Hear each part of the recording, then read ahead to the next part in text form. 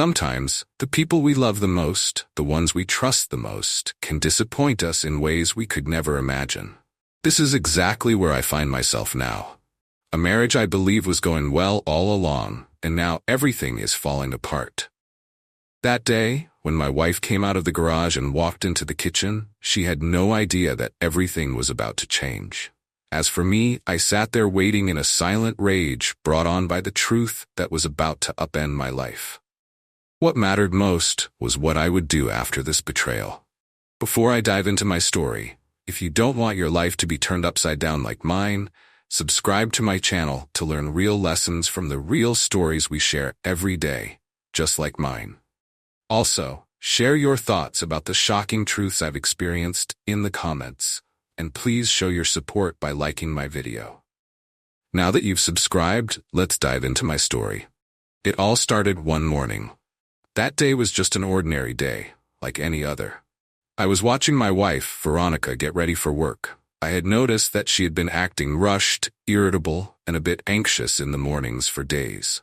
At first, I didn't pay much attention to it. Maybe she was having issues at work or something else was going on.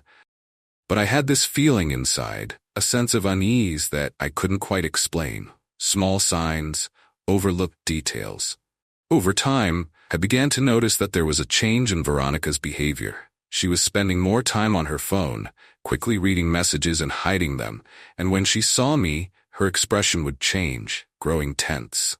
One day, while I was home alone, I noticed that Veronica had left her phone on the kitchen table. A sudden urge rose within me. It was as if the truth inside that phone was calling me. The voice inside me whispered, "Look," it said, "you'll find your answer there."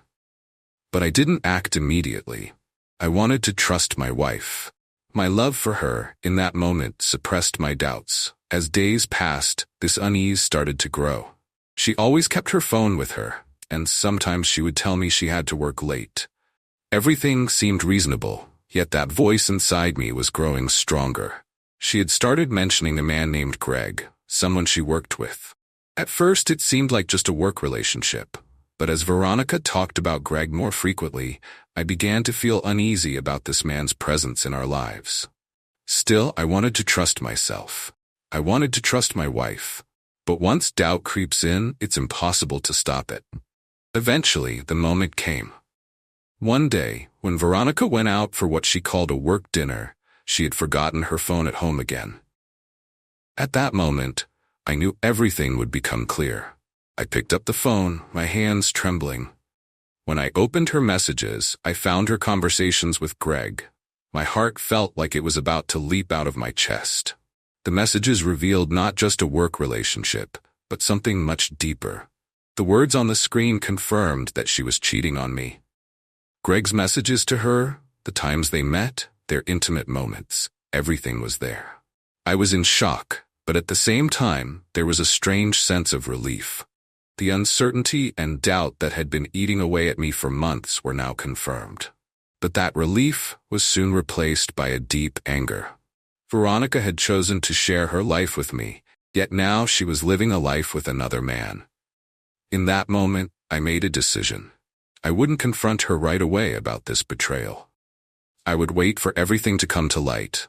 I would wait for the right moment, the moment that would force her to face her infidelity.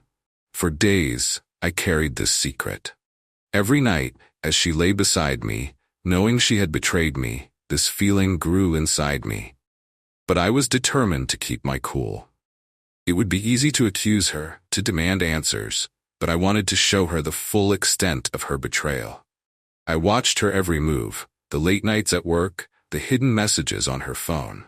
Everything was like a puzzle, and the pieces were falling into place. My doubts had solidified into certainty, but I decided to wait. I waited for everything to unfold perfectly. When the moment of confrontation came, I had to be fully prepared. Finally, the moment arrived. One day when Veronica went out again for one of her so-called work meetings, I prepared the scene for our confrontation. A small table, a few objects. The stage was set. My wife was about to step onto the stage of our life. When she walked in, she had no idea that everything was about to change, and she had no idea that I was so prepared. And then it happened. When she walked in, I was sitting in the kitchen. It was time to confront her. I had moved a small table and placed a few objects on top of it. The stage was set. This wasn't a game, but I was about to put on a performance. When she walked in from the garage and saw me, she hesitated. She was trying to figure out if something was wrong. "Thomas, what are you doing? Is something wrong?" she asked, her voice slightly trembling. I shook my head slightly. "No, nothing. I just need you to help me with something," I said. "Help you with what? What are you talking about?" she asked, her curiosity growing. I picked up a small object from the table and held it up towards her. "This," I said proudly, "is a manhood cage. Cucked husbands wear it." Her eyes widened so much they looked like snail eyes on stalks. She didn't know what to say. What are you doing? Is this a joke, Thomas?" Her voice was trembling, but she knew I was serious. "It's not a joke," I said calmly. "I did some research. Husbands like me wear this cage. You'll carry the key around your neck, and after your bull finishes with you, you'll let me out if you feel like it." She looked at me with eyes that didn't know what to say. "Bull? What are you talking about?" The rising pitch in her voice was now giving way to anger, but I didn't back down. "The bull. The man you're with. Greg, your lover. While you're with him, I watch. And then, if I get a turn, I clean up." At that moment, time seemed to stop. The look on her face was a mix of guilt and denial. "Are you implying I'm having an affair with Greg?" she shouted. But I stayed calm and answered, "I'm not implying anything. I know, but I'm not blaming you. I'm just trying to understand my role." She took a step forward, grabbed the cage out of my hand, and threw it into the laundry room. "Stop this!" she shouted, but I only looked at the cage with a pained expression. "If you didn't like the cage, why didn't you say so earlier? We could have tried a different model," I said sarcastically. Finally, I confronted her with the truth. "Do you wonder when it first happened?" I asked. She swallowed, waiting. "February 11th, 7:44 p.m. Today is March 15th, and it's now 5:40 p.m. I can tell you the exact minute if you'd like." Her mouth hung open, and she couldn't say a word. "Why didn't you say anything?" she asked finally. "What difference would it have made?" I replied coldly. "You expected me to argue, to say, 'Veronica, why did you cheat on me?' Do I need to know why?" "No, I don't. Because I already know the reason. You're a sociopath."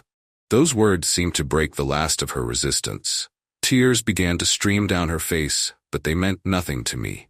"How could you say that? I'm your wife. I thought you loved me." "This isn't about love," I replied. "I used to love you, but now I only feel pain. The moment I found out you cheated, the love was gone." Veronica stood there with an empty expression on her face. "So what happens now?" she whispered almost inaudibly. I looked at her. "We're getting a divorce, Veronica. The time has come." I could see from the fear on her face that she couldn't accept it.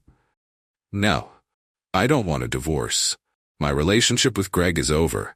I swear I'll dedicate the rest of my life to you. I'll be the best wife to you, Thomas, please." Her words stirred nothing in me. "It's too late," I said. "There's no turning back now. From the moment I learned of your betrayal, everything was over." At that moment, I felt Veronica trying to hold on to me one last time. She pressed her body against me, her eyes filled with fear and desperation. But it was too late to piece together the broken parts inside me.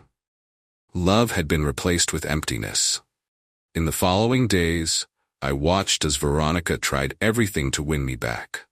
She cooked meals, tried to get my attention at home, but the emptiness inside me made her every action meaningless. The day she opened the door and saw the towering man standing there, the look of horror on her face is something I'll never forget. "Veronica Brown, these papers are for you," the man said coldly. As Veronica looked at the papers in her hands, I simply stood there, expressionless. These papers were the real consequence of her betrayal. As the divorce papers were handed to her, she collapsed to her knees and began to cry. She was lying on the ground, crying helplessly, but nothing was going to change now. There was no turning back. The day I learned of her betrayal, all the love I had for her had disappeared. That night, I remember giving her one last chance, but that chance didn't erase the past. Her tears didn't make up for what she had done. We had already played the final scene of our life together.